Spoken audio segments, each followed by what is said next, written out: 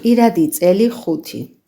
ეს არის მერკურის მფარველობის წელიწადი. ეს არის კომუნიკაციების წელი. წარმატებების, ბიზნესის, გამრავლების წელიწადია.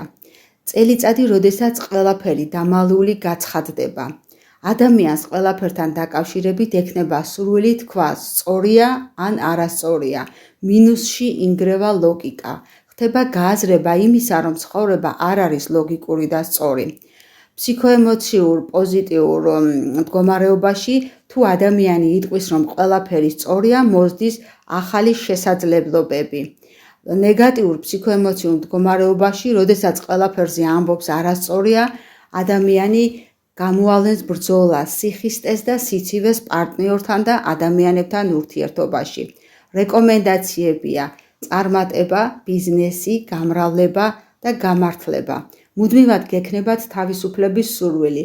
პლანეტა მერკურის გავლენით ცვლილებები იქნება სწრაფი. საჭიროა ბევრი კომუნიკაცია, რადგან ამ გზით ხდება ადამიანის რეალიზაცია. იმიჯი, ახალი ადამიანები, სადეთ ახლებურად იმოქმედოთ ცხოვრებაში. ყველა მოქმედება შეეცადეთ გააკეთოთ სწორი თანმიმდევრული ქმედებებით.